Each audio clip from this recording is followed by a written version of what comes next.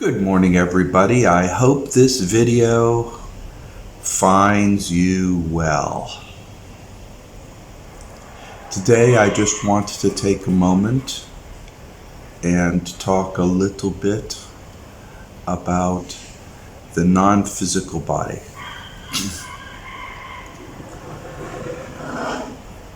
Newtonian statists believe that all that we see and experience is all that there is.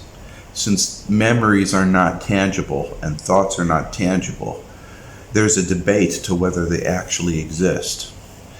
These people believe that memories reside within the brain, and that when the body dies, the consciousness dies. Of course, if you're watching my videos and everything, you know that consciousness is a quantum effect, and that it lies outside of the physical body. And the interaction between consciousness and the physical body is a complex one.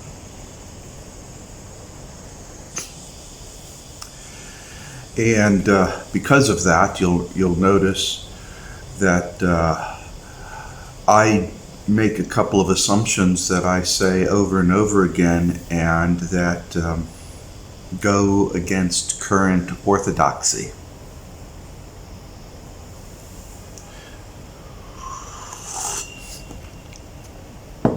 The first is that consciousness is the only thing that matters, not the physical body or the physical surroundings. The second thing is that consciousness occupies a sheath or a container that I call the non-physical body. And the third thing is this sheath moves in and out of physical bodies as part of world line travel. And that for world lines, fixed world lines are what populates this reality universe. Now, I cannot tell you what the other universes are like. I only have inklings. I know that this reality universe was spawned from the main universe.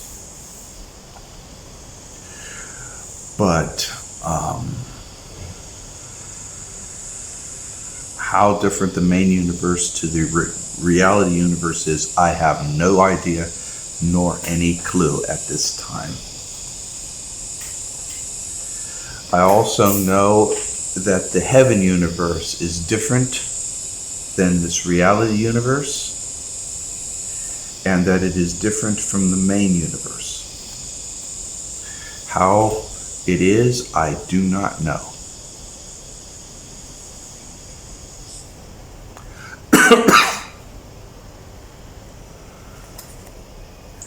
This is the sheath that I've been talking about. The quanta associated with your consciousness goes within this sheath.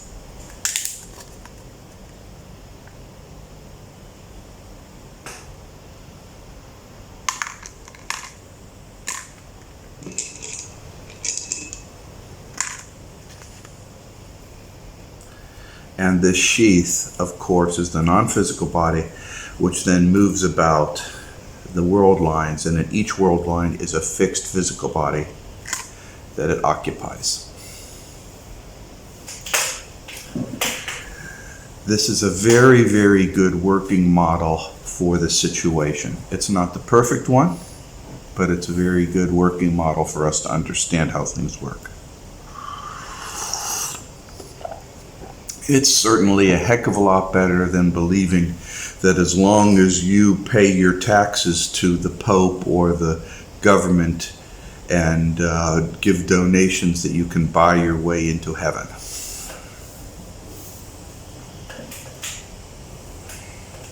I do say. So What's really interesting, let's separate the two here. What's really interesting is science knows a whole bunch about the operation of this.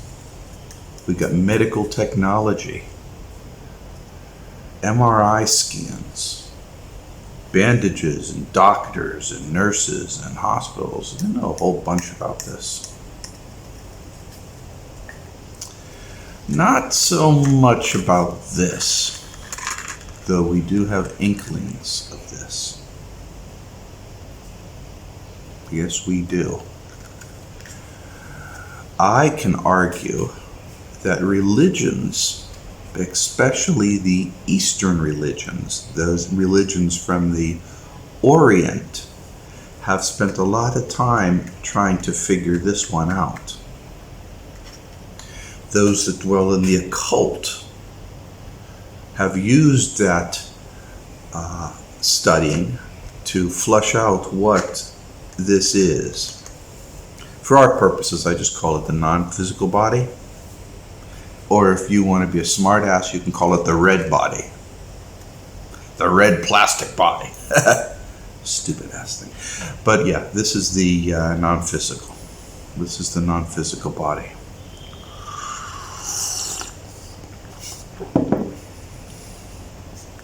And they have categorized this as a series of sheaths, different energy levels, different potentials. They call it the astral plane, the causal plane, the mental plane, and everything like that. I understand it on a trivial basis, personally.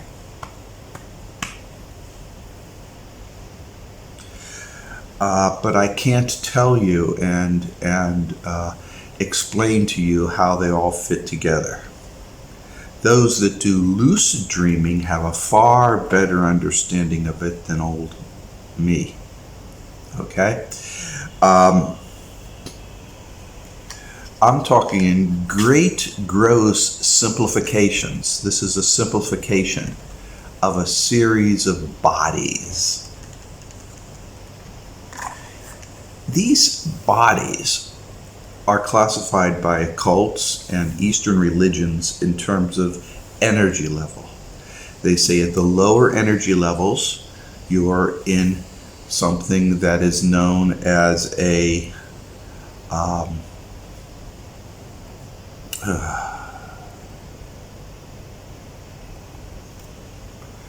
and lower energy levels, I think it's called astral plane.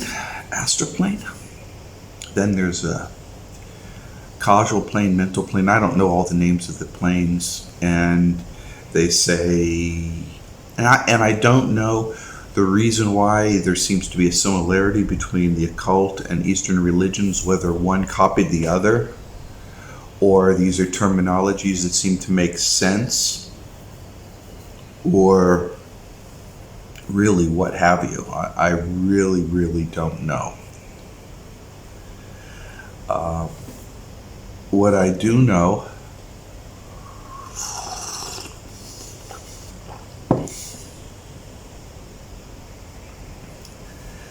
is that there are energy bodies, that the domain has on numerous times operated on my non-physical bodies. They have done this in the physical as well as the non-physical realms.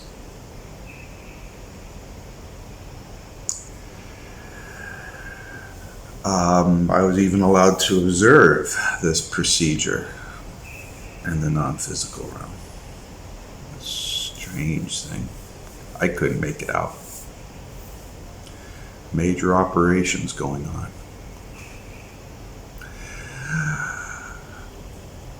Your consciousness, when it's in these various energy points or these energy levels, experience things differently, and that's the title and what we're going to be talking about now with all that lead up.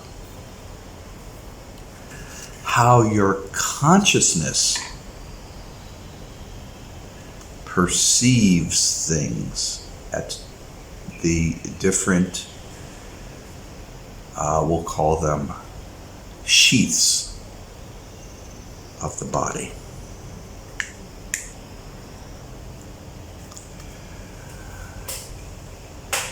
In reality, if you can see this carefully, this seems to be how the non-physical body works.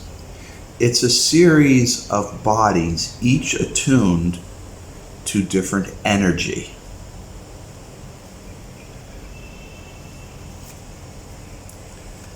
And this is all those energy bodies inside the physical body, of which case you have quanta. Oops, there goes some of my quanta. In which case the quanta is in all of it. So at the lowest state, apparently, at the lowest state of energy, you are in a physical body and simultaneously you're occupying all these other higher bodies. Is that really the case? You think that's the case?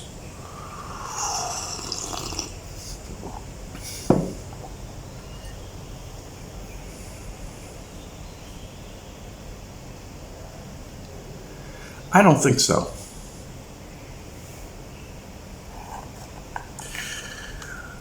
I'm going to backtrack a little bit. A non-physical body that we don't understand its construction plops in and out of world-line physical bodies that are fixed. Okay, that's unmistakable. But what about the non-physical bodies? What about all this? Are they really one and the same? If you look on the internet, you'll see drawings of the non-physical bodies. It's like layers of an onion, one over another one, over another one, over another one. And the higher the consciousness gets, the more it resonates out. Is that the case? Well, let's consider it. I'm going to take some quanta here, my little beady quanta, okay? And I have two pieces of quanta here. Each one resonates. And you should know resonates. Resonates is optimum functionability.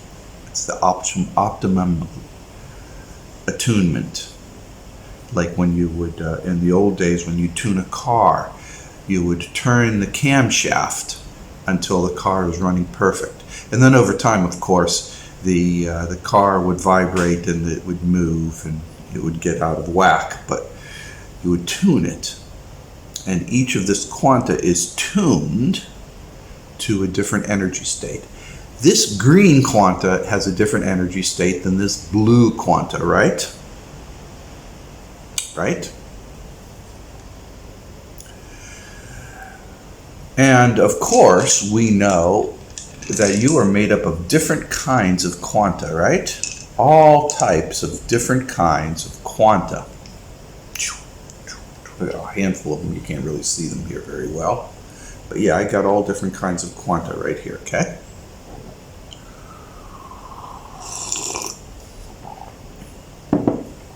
So, I postulate, and I could be wrong, and I have no direct answers,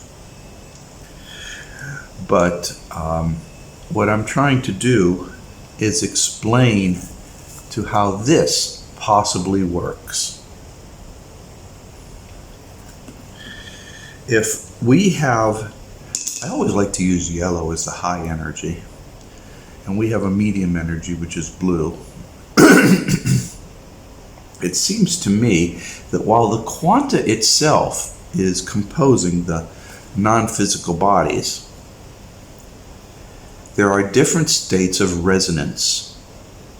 So when your consciousness starts to go through different areas of resonance, different quanta activate. actuates. Perhaps a better way of looking at it might be through this. Okay, here's one of my many, many wine glasses. I used to have a bunch of pairs. You break one and then you have these lonely wine glasses lying about. I got a billion of them. Okay, so instead of being in a sheath, let's just look at this sheath in terms of something a little bit different, okay? I just want to change things so that you can see the quanta. Using this is very good and quite illustrative, but you can't really see my little colored balls to illustrate quanta. So instead, we're going to use this as the physical body and these as the non-physical sheaths. And in this instance here, I've got a bunch of quanta sitting inside of these non-physical bodies. And the quanta fits in non-physical bodies inside the physical body like this. This is no different from this. Okay, I'm just doing it for illustrative purposes so you can see this. Can you see it? Can you see it? I hope you can. It kind of looks weird, but this is just representation. So it's just a representational tool that I'm using right now. Okay. Okay. So, and for this case, I'm going to take out. I'm going to separate two of these bodies. What I'm saying here, and to help illustrate this, and I'm not saying that this is 100% how it works. I'm saying that this is a simplification, a gross simplification of a bridge between Eastern understanding and occult understanding and the model that I present. It is not 100% perfect. But what I'm saying is that in this body, those elements that resonate, that has a frequency of resonation that resonates towards this particular body, are associated with that particular body. While these other quanta that resonate at a lower frequency are associated with this body. And thus, you can come to this very, very interesting conclusion that every one of the non-physical bodies represent a state of resonance per the various quantum clusters. And so we have this quanta that resonates with this non-physical body, and these quanta that resonates with this non-physical body, and together they form something that looks like this. Okay? And in addition, you have other quanta that resonates at a different frequency range, and that quanta sits like this, and still even more. These little plastic cups, they stick together, and they've got some over here and here. And let's just use the terminology, okay, of the occult world or of the Eastern societies, the Eastern religions. We have this low area, this one, and we're going to call this the astral plane, the astral body.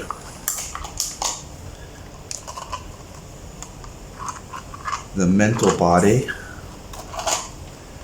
the causal body. What's after that? I'm sure there's other body. We'll call this a soul body. right? And that's how it works. So, for illustrative purposes, then, we can consider this non-physical body to be representative of a series of non-physical bodies, each attuned to certain specific quanta pairing, quanta alignments, quanta groupings. And that, as it travels, enters the physical body, which is attuned to the physical reality.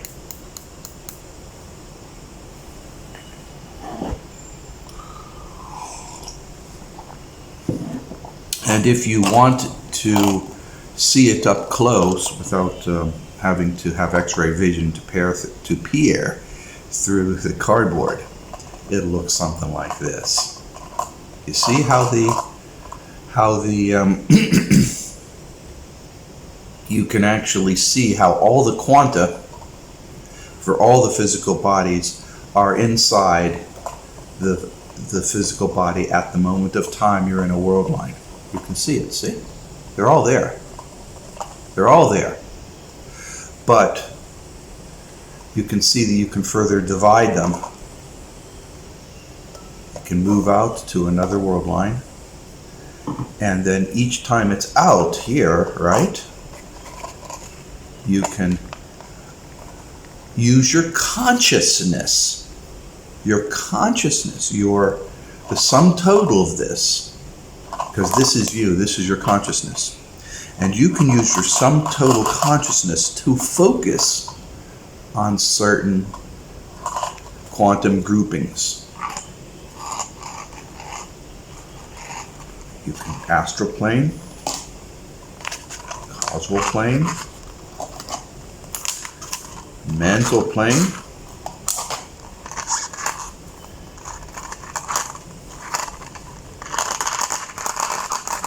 and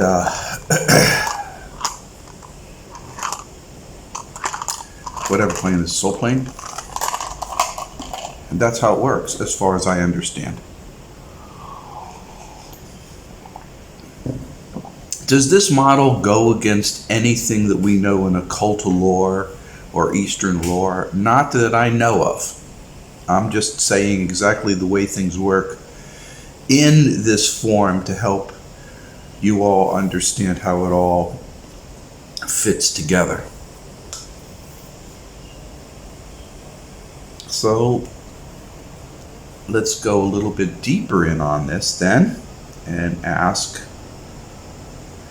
why is it so important to separate and cause different resonances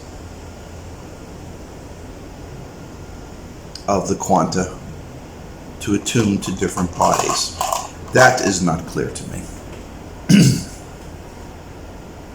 Functionally, in day-to-day activity, you're just consciousness like this. You're just consciousness moving into a physical body and then going to another world line. That's all it is. So why is everybody so fixated on doing astral travel, causal travel, mental travel? Apparently, when you attune your quanta to a certain energy level, you are better able to observe the non-physical events surrounding you, you, surrounding us, surrounding you, with better eyes. So you travel the causal universe. You travel the astral plane. Let's consider that for a moment.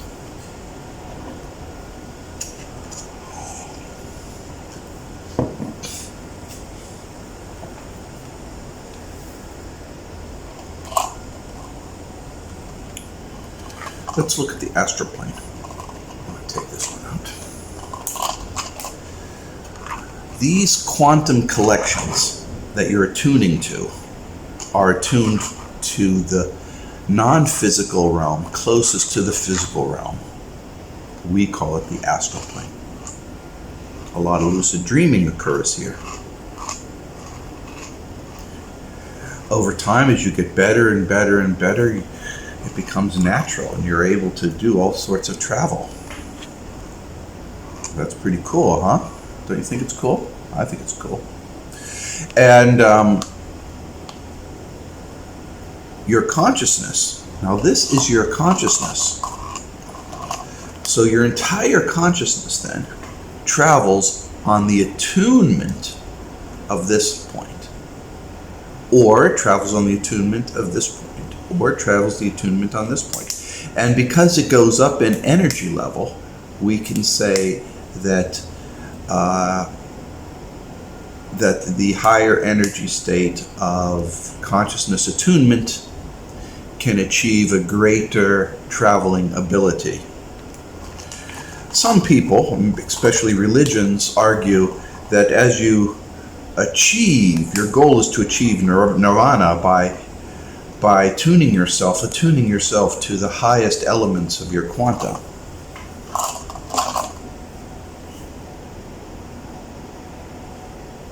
I disagree.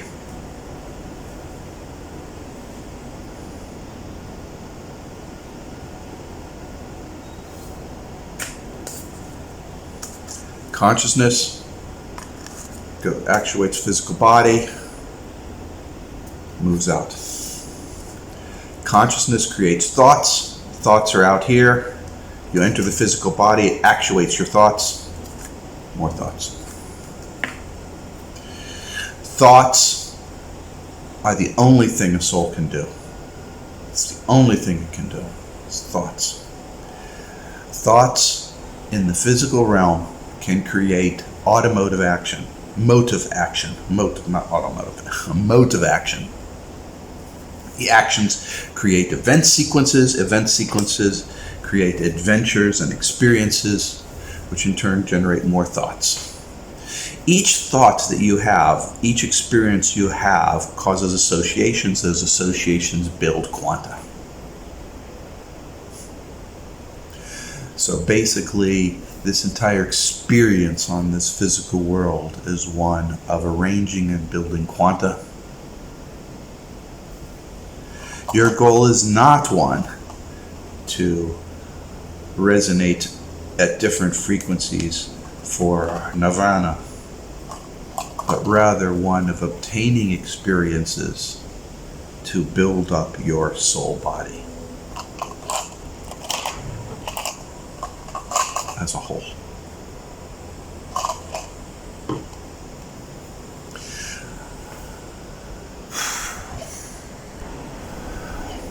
And that's my little discussion here on the non-physical bodies. Essentially, each non-physical body has a resonant frequency that can be discrete and classified as causal, mental, soul, whatever. But in reality, it's a gradient. The more quanta you have, obviously, the less discrete it becomes. These are demarcation points for communication to others, I suppose. And so what you really want to do is understand how this whole thing works. I'm trying to dispel the notion of meditation and concentrating on resonances of certain quantum points is a way of attaining nirvana. It isn't. I'm telling you the way things work in a practical matter. You can sit in your ivory towers and debate left and right whether causal plane is more important than the astral plane and all this and that. Who gives a fuck? All that really matters is how you live your life in the physical world. Because it's the physical world that actuates thoughts. You have to dive deep into the low energy points to get the experiences that you need. You need to go into the mud and the muck to obtain these experiences that'll establish other things to be created.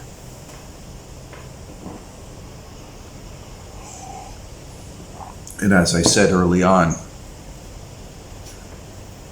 this is a gross simplification of a very complex system.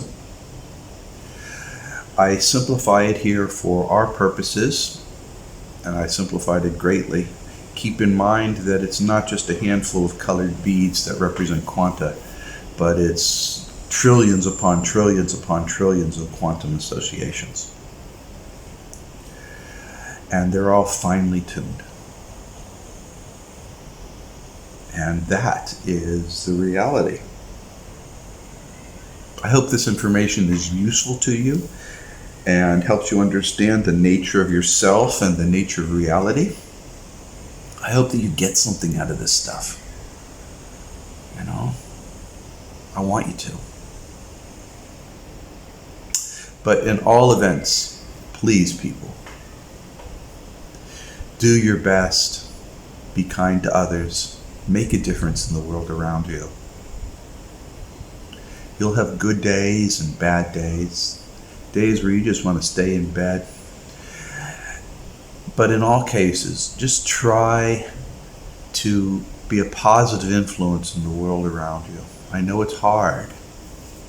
We're never 100% on the top of our game. Some days are far worse than others, and we go do a palm slap, a face slap on those days. But you know, as long as you're trying to do your best and trying to get understanding, you are being successful in living this life. And if you see a kitty or a dog that needs some help, well, say hi. Make their day. And at that, people, I want you to know something, for whatever it's worth. I believe in you.